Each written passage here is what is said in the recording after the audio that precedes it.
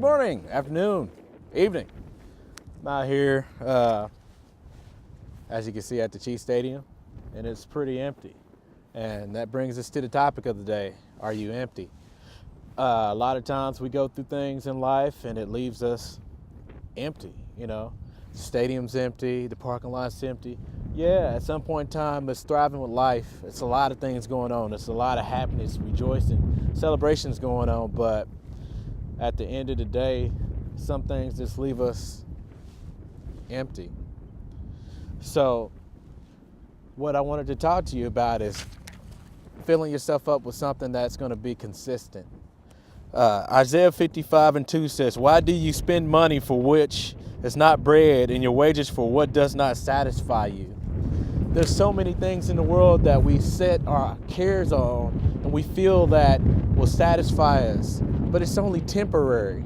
We look at people sometimes, we look at monetary things, cars, homes, even jobs as our one thing to go to, that we see that, hey, as long as I got this is all I need in life. And that's not true. We need to have God in our life, because when those things go away, there's so many people that kill themselves just because they had so much faith and held so much. It's hard to explain, but they felt like the world was over when that thing was gone. And that's a sad thing, to think that if you lost somebody or lost a thing, that your world would be over with. And that's not true. The enemy wants to go ahead and take you out. He's always putting things in your mind saying, well, since you're without that person, without that car, without that house, if it got repossessed, you had to do bankruptcy, or you got fired, that your life is over. And that's a lie. So I want to speak life into you today. It says in Matthew 5:6, "Blessed are those who hunger and thirst for righteousness, for they will be filled." The things that are right, the things that are above, are always going to be the things that hold you down in the hard times. When things get rough, you can always turn to Christ. You can always find yourself, having something to stand on. In a previous video, I talked about setting your home. Woo! Good hands, right? Building your house up on the rock, which is Christ. We got to go ahead and put our faith in God and not put our faith in man all the time. Man always wants to say that, well, my way is the right way. But if your way was the right way, why do you always feel empty? Why do you feel like you're lacking? Why do you always feel like you need more?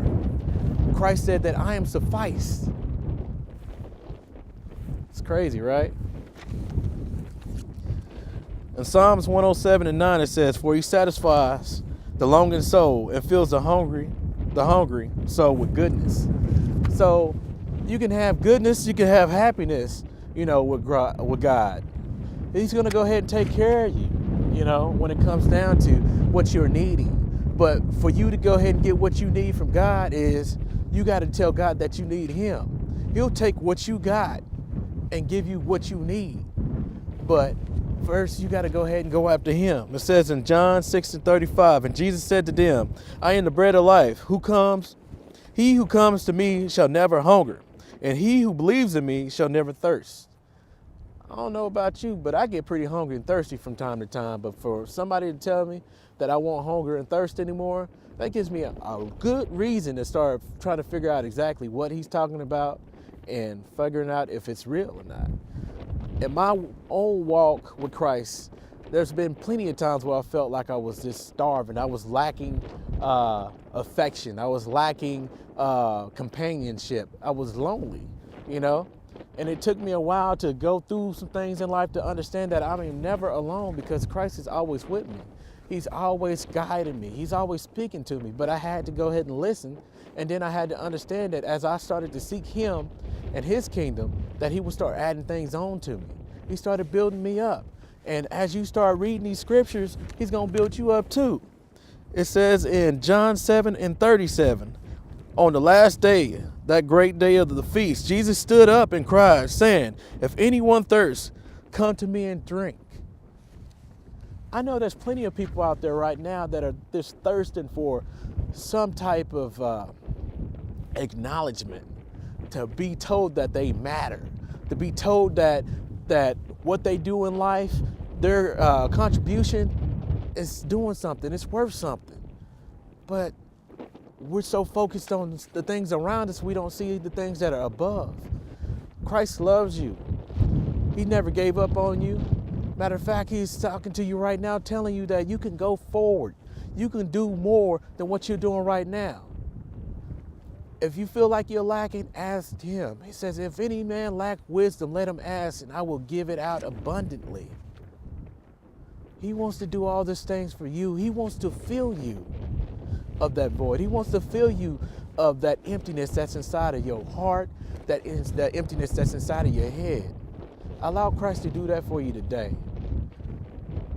It's my prayer today that you go ahead and take the time out and read these scriptures.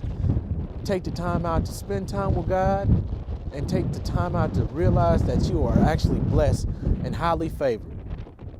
If it be in His will, you'll see me again. Make sure you like, post, and share. Amen.